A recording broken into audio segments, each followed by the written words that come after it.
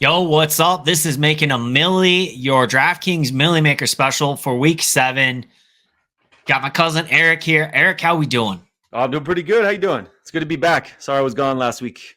Yeah, it's good to have you back. We're excited to talk about the week 7 slate, specifically the DraftKings Millie Maker contest.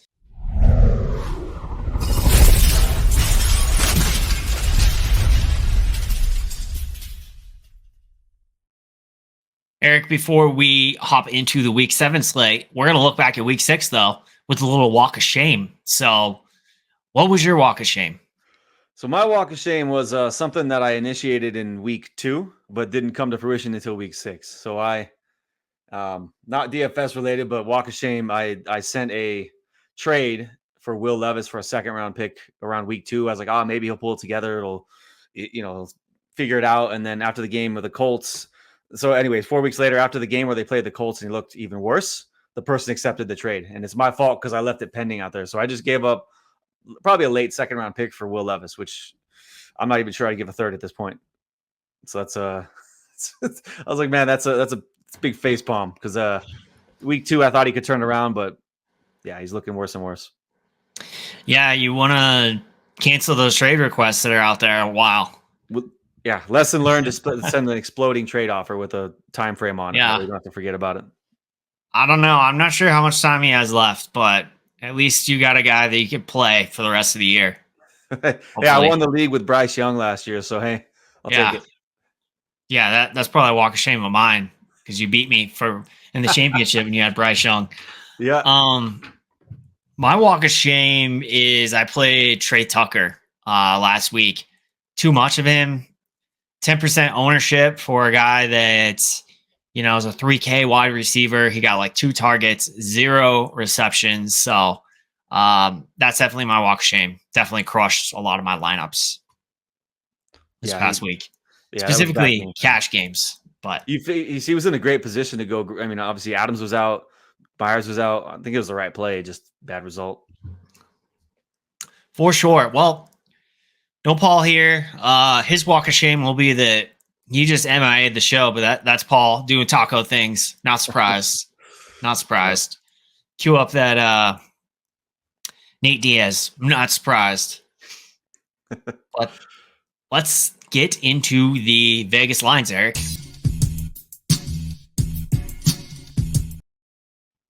All right, why don't you start this?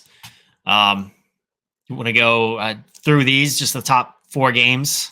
Any game environments, I guess, that really stand out to you here? I really like the Seattle Atlanta game. Okay. That's one that obviously it's not the highest of the week. The highest of the week is Carolina, Washington, but I really personally like the Seattle Atlanta game. I feel like that could be it's obviously Vegas thinks it's going to be high scoring as well, but I like both quarterbacks in that game. I think it could be super high scoring game. I think Geno could have a really good bounce back game as well. And he's priced pretty cheap. So that's probably the game I like the most of the week.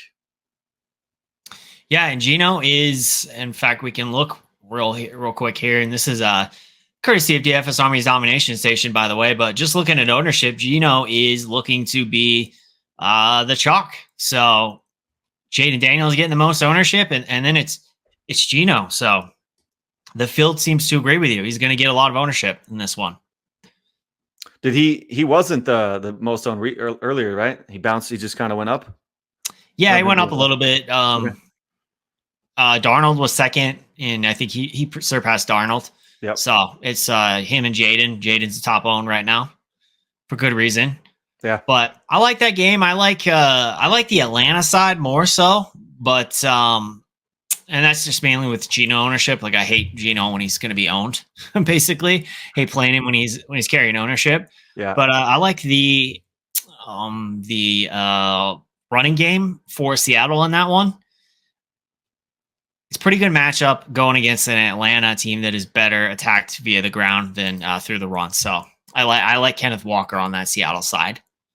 So yeah, the other 51-point game that we got is clearly Washington at home against a Carolina team that's given up the most points on the season. In fact, I think they've given up 203 points, which is about 20 plus higher than second place. So a lot of points. And what's funny is that game total, like it started at 29 and now it's up to like 30 and a half. So I love me the Washington side. We're going to get into it, of course, but that's one that really stands out. There are some players from Carolina, I think that you could still play. Chuba Hubbard, he doesn't seem to matter. He's just like always targeted, even in losing environments, negative what would appear to be a negative game script. I think he got like 8 targets last week or 6 or something like that. So, and then Yeah, I mean, Carolina can't stop anyone except for the yeah, Raiders, which is my team. So that's kind of a yeah, shot at myself. But outside of yeah, the Raiders, they can't stop anyone on offense. So yeah. And Deontay, it's looking like he might actually play. So there was some chance that he would miss this game, but he looks like he might actually play. So he's obviously a guy that's going to get a lot of targets, and specifically as a trailing team. That's what it's shaping up to be here. And then really we got a couple, 2 to 3 other games that I think stand out. Overall on this slate, if I have some advice, it's just get exposure. Don't be afraid to get off of the main games. Get exposure to some of these other games because a lot of these games are so close, and sometimes it's these games that are just under 50 that end up shooting out. So, we got obviously the top one. I think that has the most shootout potential on this slate would be Detroit going against Minnesota. What are your thoughts on that game, Eric? I like that game as well. And we kind of talked a little bit earlier about Aiden Hutchinson being out as a huge blow to Detroit, so that can help out with as far as increasing the score because they're not going to get to Darnold nearly as quick. So we know that Detroit can put up some points. We know Vikings can as well. So I like that play a lot. I like that game a lot.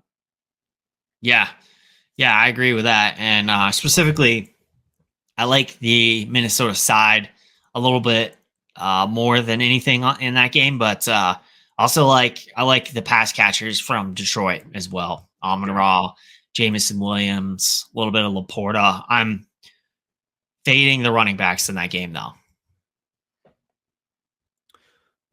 Yeah, I can see that.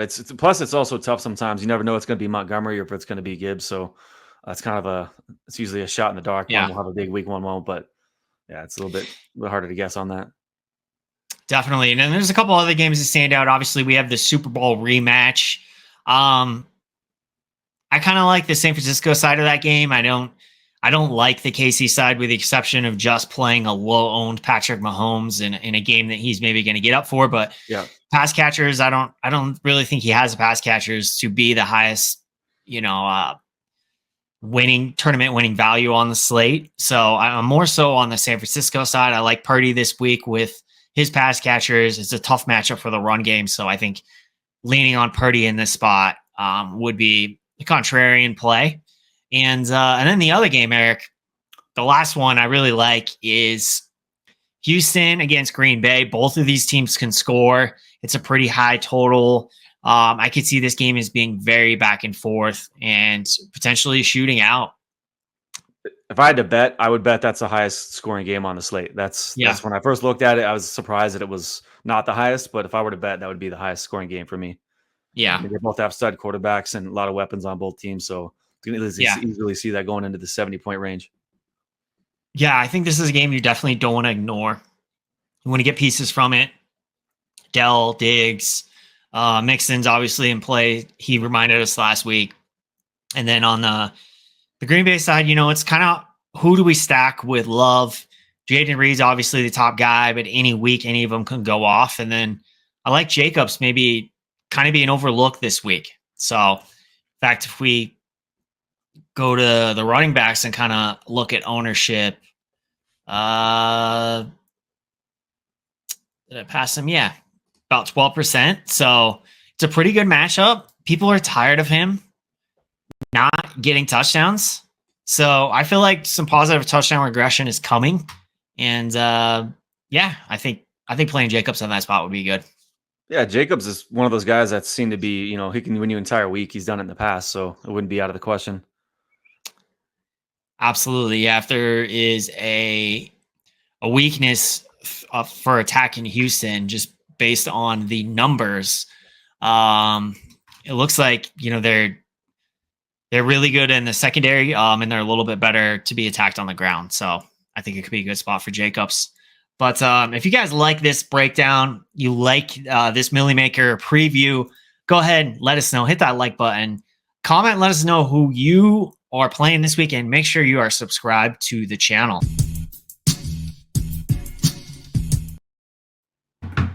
Eric, tell me who you like for your stacks. What was the game we actually were just talking about it, and I like both sides of the ball. It's the Green Bay Texans game. I have both stacks in that game. I love Reed. I love Jordan Love, so no pun intended there, but Love and Reed, which you had mentioned, any player can go off. He seems to have a good connection with him. The most likely chance is Reed, but it could be Dobbs, it could be Wicks, it could be whomever, but I was going with Reed this week. And on the other side, I like Stroud and Dell. I think Tank Dell has value when either Nico Collins or Diggs is out. I think if Collins and Diggs are healthy, he's kind of tough for Dell, but since Nico Collins is out again, he showed last week he'd have a good game. So I have Stroud and Dell, and then the third stack I really liked was Goff and St. Brown. Okay. I think last week was James Williams week, but sometimes I go back and forth, but we all know that, St. Brown can put up a 30-point week. Definitely. Yeah, that's a really good one. It's definitely, he hasn't really had that ceiling game this year. Yeah. So, I mean, it could have been against Dallas if they actually came up and showed up to play, but yeah, it was. You got the head coach toying with him, throwing all kinds of passes, and have the linemen going out and running routes. That's kind of like a shot from last year with the playoff game where the Lions should have won, or to give them the bye week. But yeah. Most def. For my stacks, I got a couple obvious ones, and then I got one that's not so obvious, a little more off the wall. I like typically for the Millie Maker, you see this a lot. Like a lot of the chalk stacks, they tend to fail, and a lot of times too because they're higher priced, right? So for Jaden Daniels to be in the winning, I think he'll have probably a good week. But for him to be in the winning Millie Maker lineup, he's got to have like a 35 plus, 35 probably on this slate. So, I try to get a little weird with it and find some maybe sneakier stacks, some 5 to 6K guys. So the top stack that I have, though, is the Sam Darnold. He's, he is that 6K price, as we could see here. In fact, he's popping as one of the top fantasy points per dollar plays with DFS Army's domination station. And by the way, these tools are used each and every week. They're so pivotal in helping me to identify who the best plays are, who I might want to stack, who's looking to be over-owned that I maybe want to fade, who's under-owned that I want more of that player in my portfolio. I want to be higher than the field. So very much love this tool.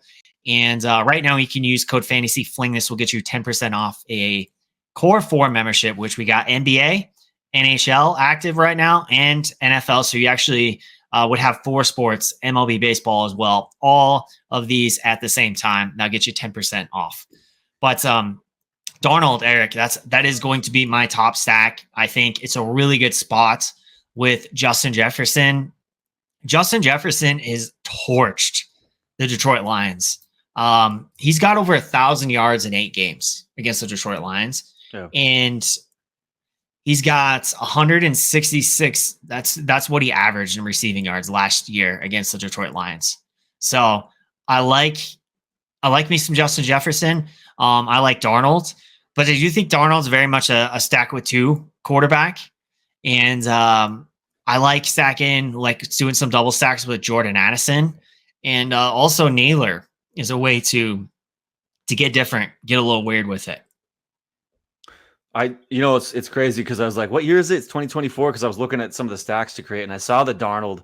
I was thinking of the Darnold Jefferson stack, and I was like, I never thought I would be saying that I want Darnold to be as one of my stacks. Like, I never thought those words would come out of my mouth, but I like it because I was thinking about it as well. It's like it's just weird to say it, right? Like, it's good for him for the resurgence, but at the same time, I never thought I'd be stacking Baker in games too, though. So it's good to see some of these quarterbacks get a resurgence, like Flacco, Baker. Darnold. Absolutely, absolutely. Yeah, it's these guys that were left for dead and were written off as busts. And what was supposed to be a really good quarterback class, like that Josh Allen, that Baker Mayfield, that Sam Darnold class with Josh Rosen as well. Like Baker Mayfield and Josh Allen looking pretty good in that class, actually. Yeah. And they And found, I don't know if it's the system or the coaching or whatever, or maybe they just yeah, found a rhythm, but it's working for yeah. them. And obviously, Darnold or Allen has killed it, in that class, but Darnold's still coming around. Maybe he could salvage his career, and Baker Mayfield certainly has. So my next stack, and you alluded to it, and I like it. CJ Stroud, he's actually projecting for like 1% ownership. Like Green Bay, these two teams are very similar. Green Bay is the kind of team that can force them to have to score a lot of points, right? So I like it. And what I love about it is obviously there's no Nico Collins. So we know where the ball's going to go. We know it's going to go to Dell. We know it's going to go to Diggs. I'm going to be definitely over the field on Stroud this week and mix it up with both of those guys. And then Schultz is a guy that is cheap. In fact, look at his salary here. I think he was kind of popping a little bit. Yeah, he's 4,200, 5% ownership. That's definitely a way to get different there. So, and then my last guy, Eric, going to be Daniel Jones to Malik Neighbors. So that's the one where, not a lot of people are going to be on this play. Let's see, ownership wise. Yeah, 9%. So not super sneaky, but 5,400. He's got his boy Malik Neighbors back. So I like the play because when Neighbors is in, and it's a super matchup for Neighbors, we'll get into him a little bit more later. But when he's in, Daniel Jones is definitely live, I think, to potentially 4x his salary to have that tournament winning value. So as long as Neighbors is on the field, I like the possibility of it. Philly, I don't think Philly's they're not the same team they used to be. That's for sure. Kind of look at some of the numbers. They're like a middle of the road, better attack through the air. They're giving up 8 yards over average what an average secondary would give up. So they're definitely better attack through the air than on the ground. So I like it. I mean, Daniel Jones has shown that he can have upside for sure, especially when he runs a little bit more. So I mean, we all people tend to kind of dog him a little bit, but he's definitely had some good games in the past. Definitely. Well, let's go ahead and jump into the next portion. All right, who do you like for your cores, Eric? All right, so the first one I have is kind of an obvious pick, and it's kind of one of those kind of chalky plays. But I love Kyren Williams. I've been a fan of his for a while, and he's playing against my team, the Raiders, and the Raiders just can't. Whether it's through the air or the ground or whatever, it doesn't seem like they can do much against anybody. I really like Kyren Williams this week. He's going to be heavily owned, but I definitely like playing him in a lot of. I'm trying to fit him in lineups. He's a little pricey, but I definitely like him this week. Another one that's not quite highly owned, these under 10% that I really like this week is Chase Brown. I don't know if he's loaned. Lost is in the doghouse, but after he fumbled last week, he seemed to be. And I think everyone that watches the games live, you can see with their eyes if there's a difference when they run the ball. Chase Brown looks better. I like it. And the last one I had was a guy who was like a quarter inch away from having a much better week last week, and that's DK Metcalf. He caught a touchdown or almost touchdown in the end zone. His foot was on the line by, I don't know, eighth of an inch, quarter of an inch. So I like DK this week, but I also like the game in total. So like those three guys, Kyren Williams, Chase Brown, and DK.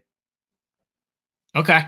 I love the Kyren Williams call, specifically going against the Raiders. They're big favorites. The Raiders are not a good team. And we know they feed Kyren Williams in a positive game script and a negative game script, but even more in a positive game script. So, we've seen him get 30 carries before, 30 touches, which is just absolutely insane. For a 195-pound guy, that's a little crazy. I prefer actually got less, but it's on them. Yeah, for sure. I like those. I changed one of mine because One is, I think it was just too obvious, and that was the guy that I just talked about, Justin Jefferson. It's like so good of a matchup. But being this a Millie Maker show, I kind of wanted to hit some guys that are not going to be as chalky as like Justin Jefferson, who's going to get 18% ownership. Yeah. And then here we go. Malik Neighbors is kind of creeping on him. But anyways, Malik Neighbors is getting less ownership. And for me, that 4% could be the difference. So I like Malik Neighbors, Eric. He's dominated against man coverage. He's playing a team in Philly that plays man a lot, and they have not been very good at it this year. So I love Malik Neighbors. He's going to be a core for me. He's 1,000 less than Justin Jefferson at less ownership. So he's one of my cores. The other guy is Brian Robinson Jr. As long as he plays, which is looking like he's going to, this is like the prime time you want to play a guy like Brian Robinson Jr. He's going against a very poor Panthers team that gives up, yards on the ground. They give up yards through the air. They give up a lot of points. They're big favorites. I think it's more likely that Jaden Daniels chalk fails in this spot because Brian Robinson Jr. and the running backs get all the touchdowns. And you notice like they've had to do a lot recently to win. So they've asked Jaden a lot because, they're going against the Ravens. Yeah. They're going against some of these other teams where they beat Cincinnati, right? But in this spot, I don't expect that to happen. So I think they're going to ride Brian Robinson Jr. He's a core for me this week if he plays, of course, which is looking like he will. And then the last guy, Amon-Ra St. Brown. You talked about him. He's got a great matchup. He's going.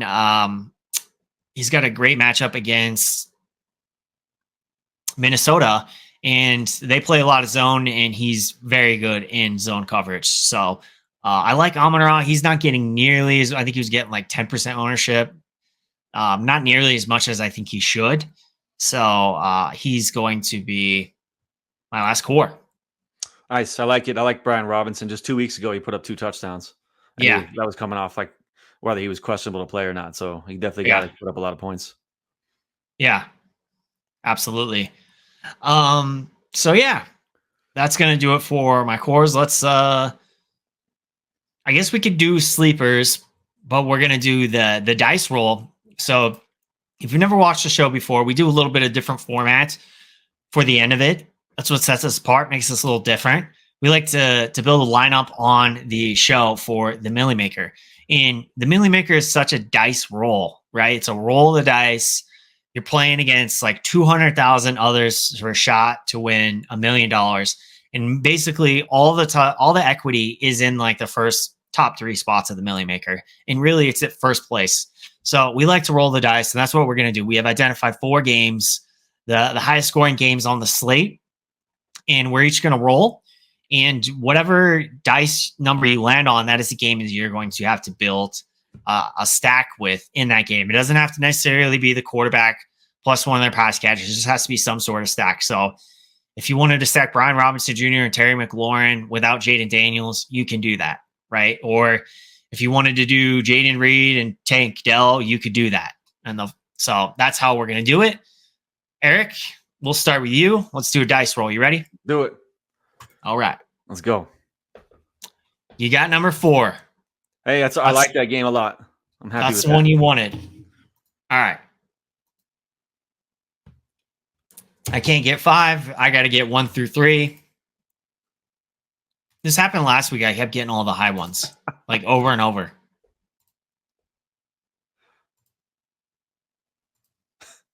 Going again. It normally doesn't take nearly this long. There we go. 2. All right. So I have to stack Seattle going against Atlanta. So probably Geno or Cousins. We'll kind of see how that goes. But Eric, how do you want to do this? Do you want to go first with your lineup and then I'll do my sleepers or vice versa? Usually I end up going first. So why don't you go first this time around? And I'll do the sleepers and then we'll switch it around. All right. So yeah, you give your sleepers real quick here. And then we will go into, I'll just make sure I pick a lineup and then we'll have you go with your sleeper. Sounds good. And I think the way to find sleepers is under 10% ownership, correct? Correct. Yes. Making sure I had that somewhere way under. So the first guy I have is somebody we've all kind of forgotten about. I think he went like in the early second round and he killed it last year. Was Devon Achan. I know Tua's not back yet. Maybe next week, but there's a guy who can take any play all the way to the house, and they have a good matchup this week against the Colts. So I like him this week. He's kind of forgotten about, but he's low ownership. I think 4% or somewhere around there. But I really like him this week. Achon, right? What's that? You said Devin Achon? Yeah. I love it. He's forgotten about, and I've forgotten about him too, but he is a guy that, he or most of those types of guys, I could just take it. And he had such crazy big games last year. This is a game where I feel like with Anthony Richardson back, they may not be able to get the game out of hand. So if the game is somewhat close, there's, fair opportunity. The next guy I have is someone we talked about a little bit ago, and you actually had mentioned him, was Josh Jacobs. Being a Raider for all those years, I always got to watch him play, and the guy's he's a beast, and he's due for some of my touchdown regression, I think. And the last one I had is, and it was contingent upon if Joe Flacco played, which it doesn't look like he was going to do. I had Downs listed, but I think Richardson's coming back, so you can scratch that play. So in place of him, I put Darnell Mooney. Okay. We've seen that he's kind of a boomer bust guy. We've seen him. They can put up some big numbers. He put up 30 points not too long ago, but he's a guy that can put up a lot. It's also on a highly high point total game, at least according to Vegas. So I like Darnell Mooney as the third one. Darnell Mooney. Okay. I like that. I like it.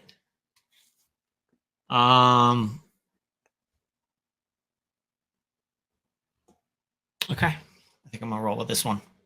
So, yeah, Darnell Mooney, Devin Achon, and Josh Jacobs. Yep. Okay. I like the Darnell Mooney because, we were talking about this earlier. This is something that, we've found by back testing, slates and just studying past winning lineups is so many times the wide receiver chalk fails. So, Drake London fails because all the touchdowns go to Darnell Mooney, or they go to Ray McLeod, So I like anytime like you can find a pivot off of the chalk. And London's the highest owned receiver in the whole lineup, I think, right? All week. I think he's projected the highest. Yep, he is projected as the highest. So I'm going to actually drop my 3 sleepers, and then I'm going to give you the lineup that I'm going with. So the 3 sleepers that I like this week, number 1, Noah Brown. So I like Noah Brown as a guy who is going to be low owned. In fact, let's see if we could get his ownership here. 7% ownership, so under 10%. He's cheap. If you want a guy that you could stack with Daniels, right? So you can kind of get off that Jaden Daniels to Terry McLaurin stack that's going to be chalky, you go right to Noah Brown. Noah Brown, looking at his target share. Let me see if I could find it here. We're looking for Washington. He's certainly been getting more targets lately. He got 22% target share last week. So another great feature of DFS Army is this matchup sheet, being able to see what a guy's, target share was on the season, how many snaps they're playing, what was it, start to look for trends, right, from last week. So 22% target share for a guy that is 4K. I like that, Eric. So that's going to be a sleeper for me.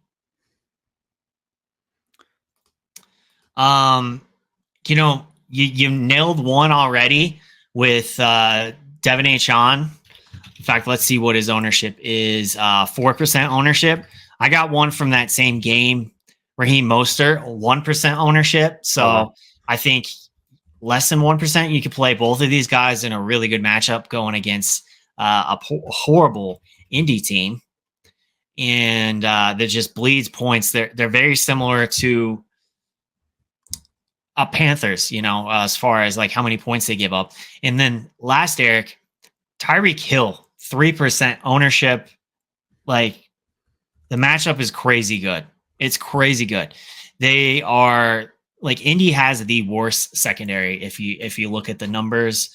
Yeah, they actually give up 35 yards above average, almost the worst, not as bad as Jacksonville, but very poor secondary.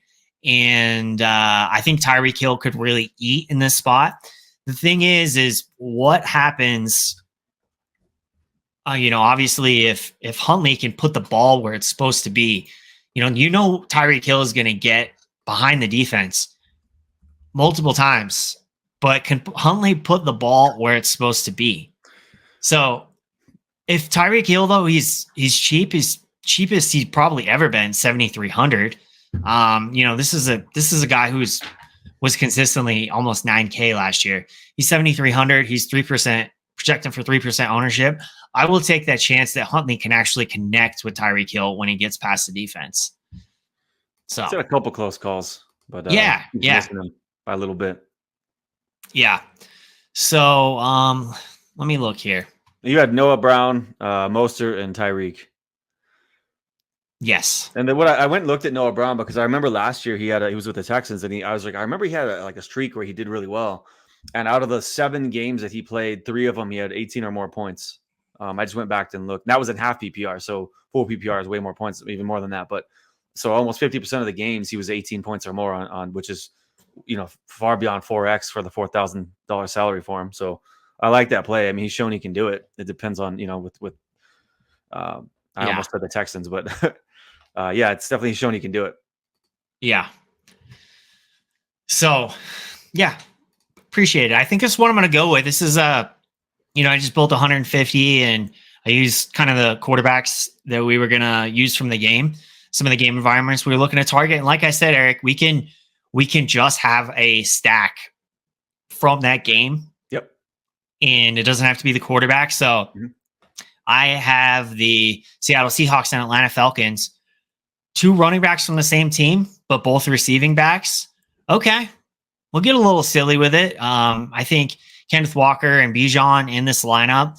What I like about this lineup is it's got Sam Darnold +2, and I think you really need that this week if you're playing Sam Darnold. It's +2 because he's just that kind of quarterback. If he gets there, he's normally going to be with 2, and I don't see how Justin Jefferson doesn't smash this week in this spot. And then I like Addison because he's 3K cheaper.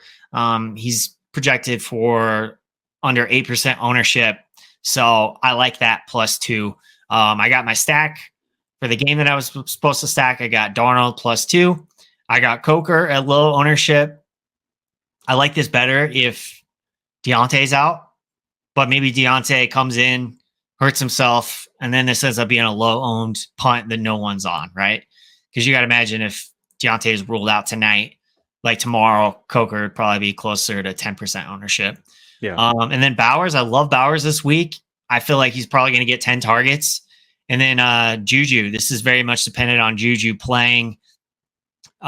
He's being targeted. He's being targeted like a number 1 wide receiver right now. So, and then Browns D going against Burrow, and that offensive line definitely. Browns D has like a top 5 pass rush grade via PFF. Like they definitely get to the quarterback, assuming Myles Garrett plays. And, since he's kind of middle of the pack in protecting Burrow. So I think they could potentially get there. Yeah, I mean, that's a bright spot of the Browns, right? Is their defense. They kept them in the games. That's the only reason they've even not been blown completely out every game. Yeah. The defense.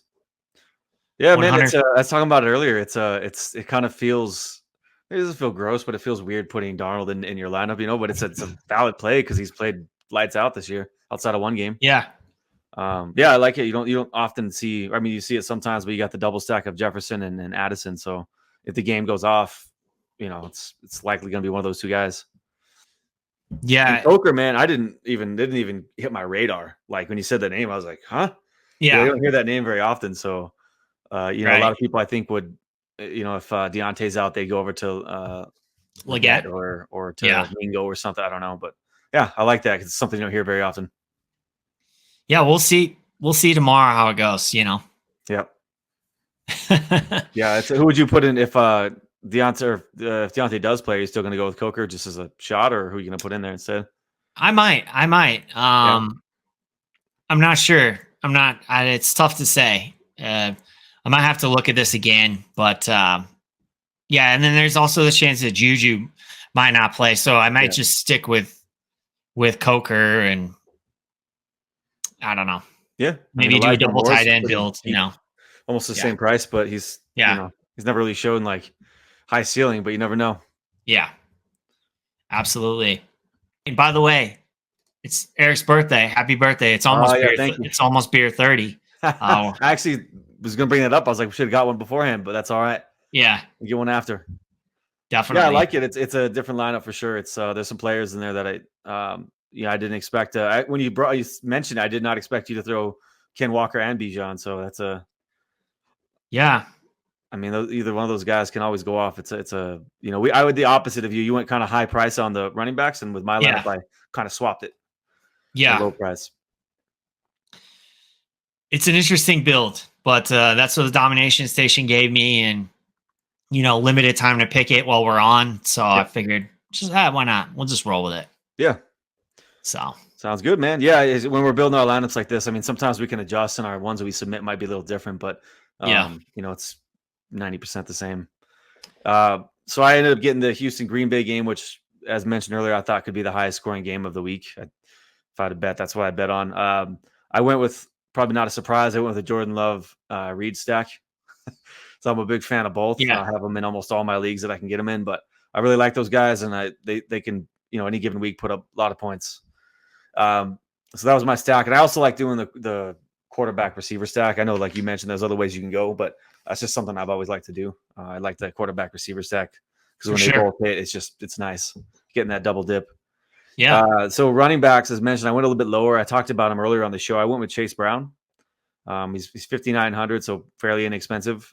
And the other one I went with just because of the matchup purely is Trey Sermon. I'm not sure if he's a good player or not. I'm not sure. It kind of felt gross. I don't think so. But he's 5,500. So I don't think he's good. But I don't think so either. But I don't know. I think he might be better than the third string. So, and Jonathan Taylor's out again. Yeah, I feel that. And the surprising thing is he wasn't like, I don't think he was chalky this week. I saw his ownership at 6.5%. So people don't seem to be really that high on him, and understandably so. Yeah. So after that, I have Terry McLaurin. I love the connection he has with Daniels. He's done well. Another guy that I talked about as well. So I guess is the bring back. I have Tank Dell as so that's part of my stack. I guess Love, Reed, and then Dell on the other side. Okay.